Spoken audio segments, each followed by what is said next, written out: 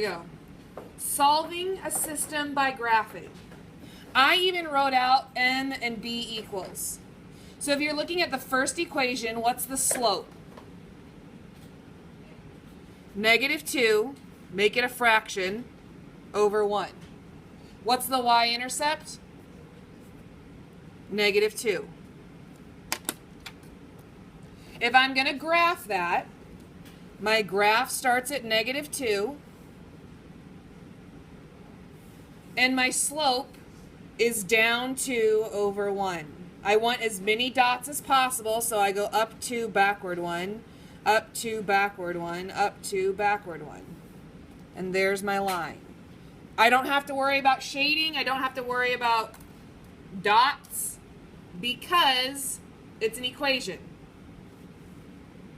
For problem number, or the second one, what's my slope? -1/3.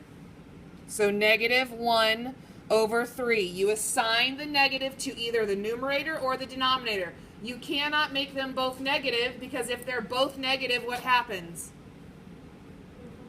It becomes a positive. And it's not. It's a negative fraction. What's my y-intercept? 3. So my graph starts at 3. And from that dot, I'm going to do -1 over 3. +1, -3. And what's going to happen is two dots fit perfectly on top of each other. That perfect dot, where I have a purple dot and a pink dot in the same spot, that ordered pair is the solution, -3, 4. Let's do number 2 together, right? You did the odds, let's do number 2. What number is in front of the x, Samantha? 1. So what's my slope, Samantha? 1 over 1. What's my intercept? -3.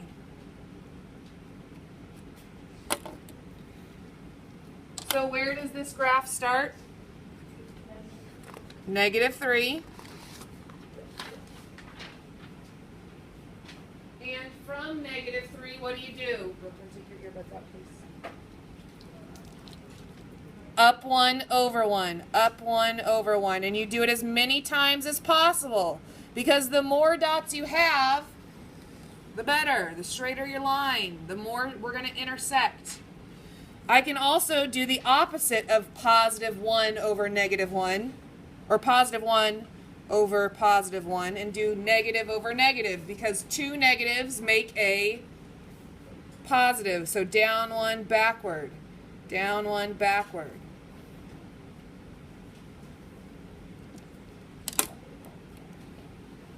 Looking at equation number 2, system number 2, what's in front of the x? -1 over 1. So my slope is -1 over 1. Where does this line start? -1. There's a lot of -1s in this problem. So I go to -1 and put my dot. And my slope this time, instead of going up and to the right, where do I go? Down and to the right. Negative is down. That +1 is still to the right. And lo and behold, I have two dots, a purple and a pink dot, share a location.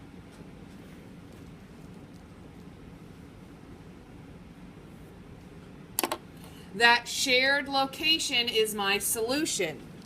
1, -2.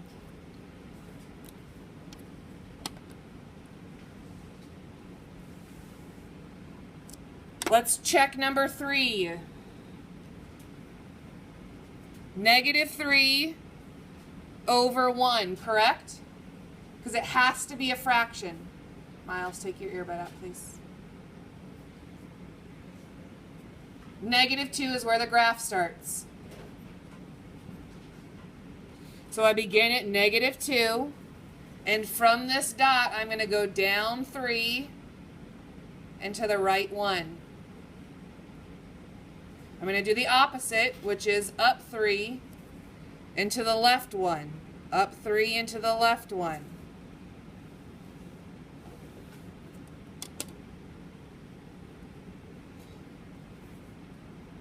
What's my slope for the second equation? -1/2. Assign the negative to the numerator or the denominator. Do not assign it to both. And this graph starts at +3. Down 1/2. Down 1/2. Up 1, backward 2. Up 1, backward 2. It's fantastic because 2 dots share location. The solution, the answer, the only one, there's one answer to the problem. And the answer to this problem is -2, 4. Meaning, if I substitute -2 in for x and 4 in for y, it works. Let's do number 4. What's the slope for the first equation? Sam? -1/2. That negative gets assigned to the numerator or the denominator. What's the intercept, Sam? -1. So I go to -1 and put my dot. From that dot, I go down 1, rise. It's negative, so I go down.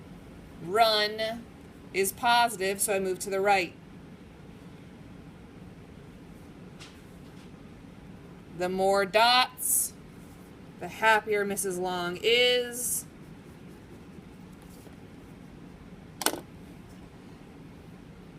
Number 4. What number's in front of x? 1. Make it a fraction. 1/1. This system, this inequality, is going to start at -4. So I go to -4 and I do my slope, which is rise over run. Rise over run. It's somehow a little bit gratifying when you see those 2 dots intersect, because you know you did it correctly.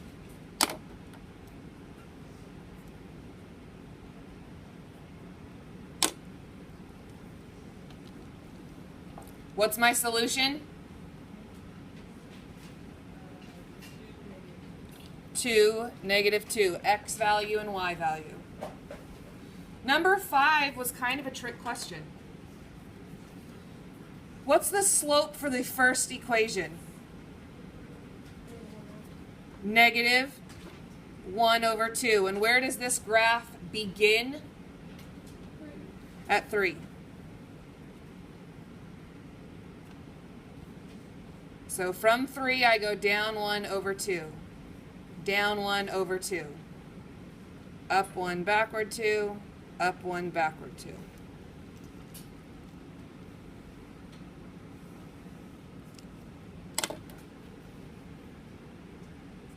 For the second equation, what's the slope? -1/2. And where does this graph start? +4.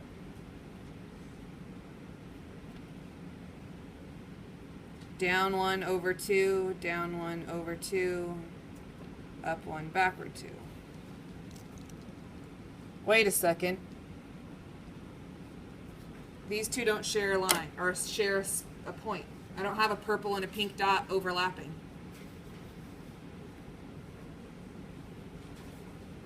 What do you think the answer is?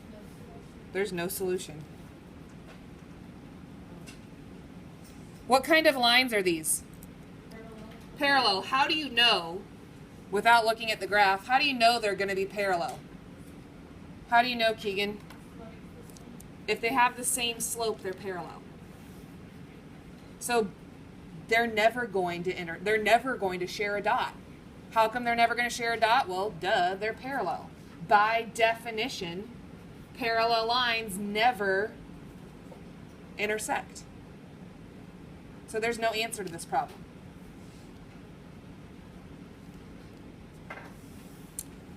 Number 7.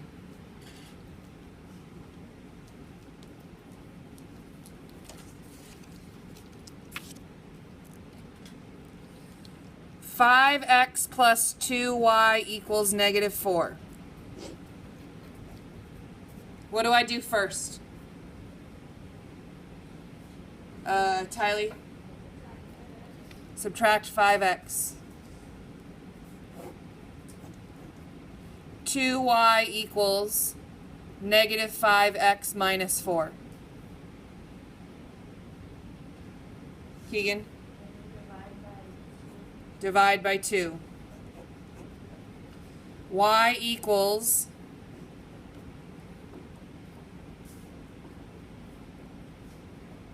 do you know what -5 divided by 2 is? Is it a whole number?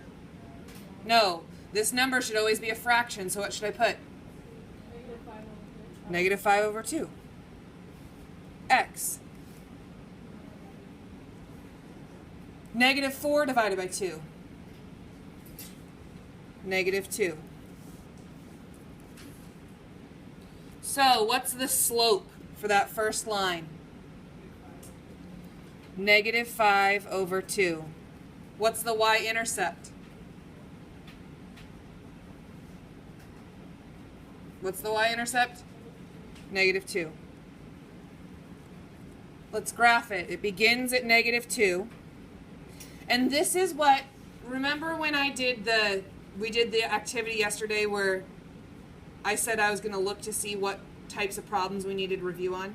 This is one of those problems. Ladies and gentlemen, you cannot do -5/2. It's off the graph. So we have to do the opposite. And I have so many students that change one, but you have to change both. Instead of going -5 +2, right? What do I have to do? Sam? Up 5, backward 2. You have to change both. It is not enough to change one of them, to go up 5 and over 2. That's wrong. You have to do the opposite of both. Instead of going down, we're going to go up. Instead of going to the right, we're going to go to the left. Up 5, backward 2.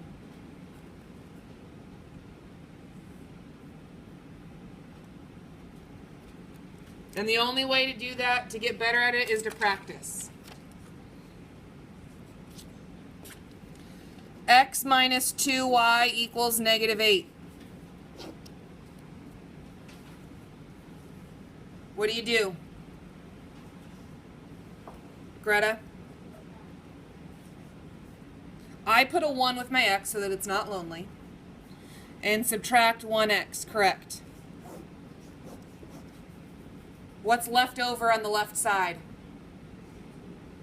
-2y equals -1x minus 8. Divide by -2.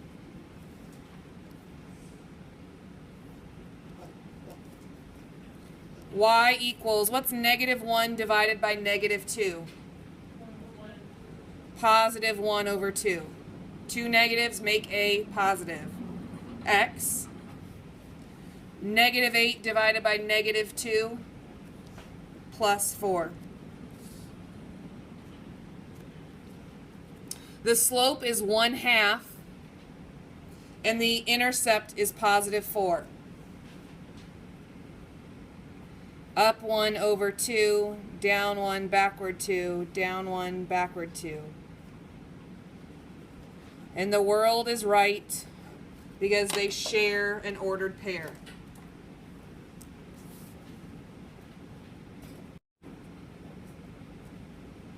-2, 3.